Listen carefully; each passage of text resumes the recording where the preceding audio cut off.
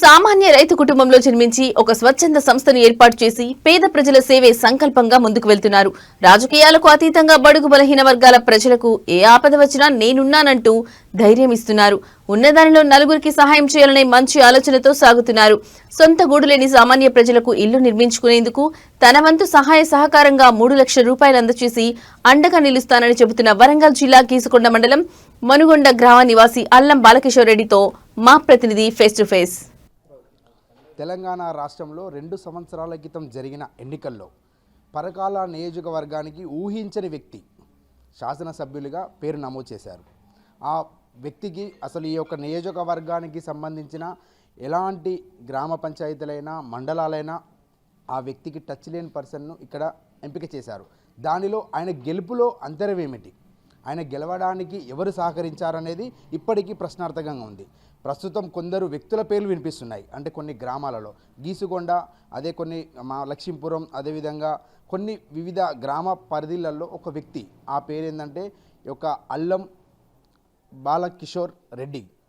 తన సామాజిక అంటే తన యొక్క సామాజిక వేత్తతో తన సొంతంగా కొన్ని బడుగు బలహీన వర్గాల వ్యక్తులకు సహాయ సహకారాలు ట్రస్టును ఏర్పాటు చేసి సహాయ సహకారాలు అందిస్తూ తన వెమ్మటి ఉండే వ్యక్తులకు, కొన్ని గ్రామాల వ్యక్తులకు సేవ చేసి ఈ యొక్క నియోజకవర్గంలో ఎలాంటి అభ్యర్థి బరిలో నిల్చున్నా తన పేరు బాలకిషోర్ రెడ్డి పేరు చెప్తే కొంతమంది ఆకర్షించే పరిస్థితులు కనిపిస్తున్నాయి. అవేమో తెలుసుకునే ప్రయత్నంలో భాగంగా ఈరోజు మనం తనతో కలిసి మాట్లాడించే ప్రయత్నం చేద్దాం. సార్ నమస్కారం అండి. అసలు ఈ యొక్క బాలకిషోర్ రెడ్డి అనే పేరు ట్రస్ట్తో అంటే ఎంతో మందికి సేవ చేస్తున్నారు కదా, దీని యొక్క ప్రస్తుత పరిస్థితి ఏంటి? ప్రస్తుత పరిస్థితి ఏంటిది అంటే బాగానే ఉంది. మీరు చూసే ఉంటారు, చనిపోయిన వాళ్ళకి కానీ చేయడం, ఆ తర్వాత ముసలోళ్ళకి కానీ ఎవరైతే హాస్పిటల్లో ఉన్న వాళ్ళకి చేయడం, ఆ తర్వాత వచ్చేసి కొన్ని రోడ్లు లేని చోట్ల రోడ్లు వేయించడం, ఆ తర్వాత దీపాలని, ఆ తర్వాత వచ్చేసి ఇప్పుడు కొత్తగా ఒకటి ఇండ్లు లేని వాళ్ళు ఎవరైతే ఉన్నారో వాళ్ళకి ఇంటికి ఒక 3 లక్షలు అనేది సహాయం చేయడం, హాస్పిటల్లో ఉన్న వాళ్ళకి హాస్పిటల్లో సహాయాలు చేయడం, ఈ విధంగా జరుగుతూ ఉన్నాయి. త్వరలో ఈ ట్రస్ట్ ద్వారా ఇంకొన్ని మంచి కార్యక్రమాలు చేయడానికి పూనుకుంటున్నాను. గత 2 సంవత్సరాల క్రితం ఎన్నికల సమయంలో అంటే మీరు ఇక్కడ ఎంపిక చేసిన అభ్యర్థి విజయం కోసం తోడ్పాటునిచ్చారు. అసలు ఈ యొక్క రాజకీయ సమీకరణాలు ఎందుకు మారాయి? ఇక ఎందుకు మారాయంటే కొంతమంది మండలంలో ఉన్న స్వార్థపరులు స్వార్థపు రాజకీయాలు చేయబట్టేసి కొంత ఇద్దరి మధ్యలో గ్యాప్ వచ్చిన మాట వాస్తవమే. ఇక దానివల్ల మనస్తాపం చెందేసి ఆ తర్వాత ఇంకా వాళ్ళతో కలిసి ఉండి ప్రయోజనం ఏముందని చెప్పేసి దూరం వచ్చాను తప్ప ఇంకొక కారణం అయితే లేదు. ఎక్కువ శాతం అంటే మామూలుగా రాజకీయంలో తిరిగేవారు చిన్న స్థాయి నుంచి ఎదిగాలనుకునేవారు అధికార పార్టీతో కలిసి పనిచేయాలనుకుంటారు. మీకు ఆ అంతరం ఎందుకు జరిగింది మధ్యలో? అంటే ఫస్ట్ మీకు చెప్పగలిగేది ఏంటిదంటే నేను ఒక రాజకీయ నాయకుడిని కాదు, కేవలం సహాయం చేసే ఉద్దేశంతో బయటకు వచ్చాను. కానీ దానికి రాజకీయ పునుము అనేది అలిమి ఆ తర్వాత వాళ్ళు చేస్తున్న రాజకీయాలు నేను తట్టుకోలేక నాకు అంటే ఈ రోజుకైనా సరే నాకు పార్టీతో సంబంధం ఉండదు, ఇంకో దాంతో సంబంధం ఉండదు. నేను బాధపడుతున్నాను అంటే సాయం చేసే తత్వమే తప్ప నువ్వు ఆ పార్టీయా ఈ పార్టీయా నా దాంట్లోకి రా నాకు ఓటేయి అది ఇదని అడిగేది ఏం లేదు. నేను ఈ రోజు వరకు కూడా ఆ పులువ అనేది ఎవరి మీద పులవం లేదు, ఆ విధంగా ఎవరిని అడగలేదు. కాకపోతే వాళ్ళు చేసిన కొన్ని ఆ ప్రోద్బలం వల్ల ఆ రాజకీయ పునువు అనేది అల్లుతూ ఉన్నారు కాబట్టి దానికి తట్టుకోలేక నా అంతటా నేనే బయటకు వచ్చాను. ఇంకా వాళ్ళతో తట్టుకోలేక మేము కొన్ని గ్రామాల ప్రజలను అంటే అడిగి తెలుసుకున్నాం. దానిలో భాగంగా అయితే ఏ ఆపద వచ్చినా మాకు ఎలాంటి ఆపద వచ్చినా మాకు అధికార పార్టీ అని కాదు, ప్రతిపక్ష పార్టీ అని కాదు, మాకంటూ ఉన్న వ్యక్తి బాలకిషోర్ రెడ్డి అని చెప్తున్నారు. మీరు అంటే ముందస్తు కార్యాచరణ ఇంకా గత ముందు జరిగే మీరు ప్రణాళిక చేసుకున్న కార్యక్రమాలు ఏమిటి? అంటే ఫ్యూచర్లో అడుగుతున్నారా మీరు?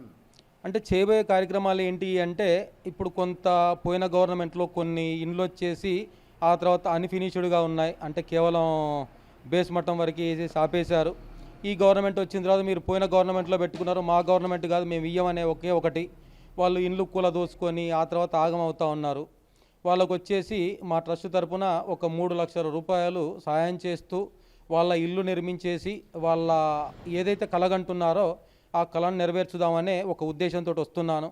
అది త్వరలో ఇంకోటి కూడా ఒకటి ప్రకటిద్దాం అనుకుంటున్నాం. ఏంటి అంటే ఎవరైతే 60-65 సంవత్సరాల పైబడిన ముసలి వాళ్ళు ఉంటారో వాళ్ళకి కనీసం అంటే నేను కొన్ని గ్రామాల తిరిగే వ్యవధిలో చూశాను. వాళ్ళకి ఏంటి అంటే కేవలం సరే గవర్నమెంట్ అనేది కంట్రోల్ బియ్యం ఇస్తూ ఉంది, అంతవరకు ప్రశాంతంగా జరిగిపోతూ ఉంది. కాకపోతే వాళ్ళకి ఏదైనా నిత్యావసర సరుకులు అనేవి కొన్ని ఉంటాయి. ఆ సరుకులు లేక వాళ్ళు ఇబ్బంది పడతా ఉండి ఆ తర్వాత కొడుకులు చూసుకోక బిడ్డలు చూసుకోక వాళ్ళు ఎంత అవస్థ పడతా ఉన్నా చూస్తూ ఉన్నాను. వాటన్నిటిని చూసిన తర్వాత నేను అనుకున్నాను వీళ్ళకి 2 నెలలకు ఒకసారో 3 నెలలకు ఒకసారో ఒక కిట్టు లాగిస్తే ఎలా ఉంటుంది అనే ఒకే ఒక ఆలోచనతో ఉన్నాను. ఆల్మోస్ట్ గత రాబోయే రోజుల్లో ఇది చేద్దాం అనే ఒకే ఒక ప్రణాళికతో ఉన్నాను. మీరు ఒక వ్యవసాయ రైతు కుటుంబం నుంచి వచ్చిన వ్యక్తి, అంటే వ్యవసాయ రైతులకు ఎలాంటి అంటే రైతులకు ఉన్న కొన్ని సమస్యలు ఉంటాయి కదా, వాటిపైన ఇప్పటివరకు ఏమైనా దృష్టి సారించారా? అంటే ఏ వ్యవసాయదారుడైనా కానీ పల్లెటూరులోనే ఉంటాడు, సిటీలో ఉండడు. నేను దాని వర్షంలోనే చెప్తా ఉన్నాను మీకు. వాళ్ళకు వచ్చేసి ఈ రోజు వరకు కూడా వాళ్ళు ఏ ఆపదైనా దేనికైనా కానీ నేను ముందుండే చేస్తాను. అంటే వాస్తవంగా చూడబోతే ఇప్పుడు వ్యవసాయదారుడికి ఏంటి అంటే పెట్టుబడులకు మాత్రమే కావాలి. వాళ్ళు ఏంటిది అంటే అన్న నాకు 1,00,000 రూపాయలు ఇయ్యి మళ్ళీ వచ్చేసి మీకు వడ్డీతోటి ఇస్తానంటారు.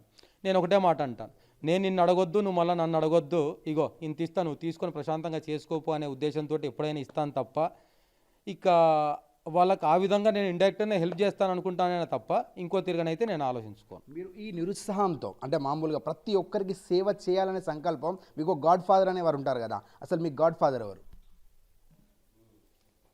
నేను సైలెంట్గా ఉన్న టైంలో నన్ను అజ్జేసింది అంటే సైలెంట్గా కూర్చున్న టైంలో నన్ను లేపి నా బుద్ధిలో నా మైండ్లో రాజకీయం నింపింది వచ్చేసి నా రాజకీయ గురువు అయితే మా బాబాయ్ అల్లమ్మారెడ్డి. అంటే ప్రస్తుత రాజకీయాల్లో ఉన్న వ్యక్తులు, అంటే రాష్ట్ర రాజకీయాల్లో ఉన్న వ్యక్తులు మీకు ఎవరు ఉన్నారు అంటే మీకు అండగా? నాకు అండగా వచ్చేసి కొండ మురళీధర్ రావు గారు ఉన్నారు.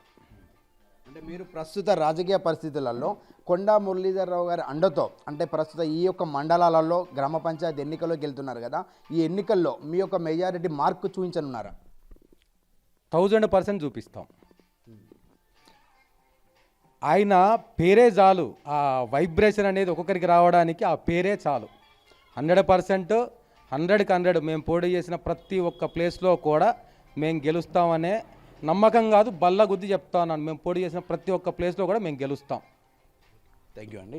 మేము సామాన్య వ్యవసాయ రైతు కుటుంబంలో జన్మించి మనుగొండ గ్రామ పరిసర ప్రాంతాల్లో ఉన్న కొన్ని గ్రామాలు అదేవిధంగా మండలాలకు సైతం నా వంతుగా నా ట్రస్ట్ తరపున సేవ చేస్తూ రాజకీయ ఆ పదవుల కోసం కాకుండా నా వ్యక్తిగతంగా వారితో ర్యాపో పెంచుకోవాలనే సంకల్పంతోనే ఈ కార్యక్రమాలు చేపడుతున్నామని కిషోర్ రెడ్డి గారు చెబుతున్నారు. కెమెరామ్యాన్ బాలుతో రాజేంద్ర ప్రసాద్, భారత్ టుడే, వరంగల్.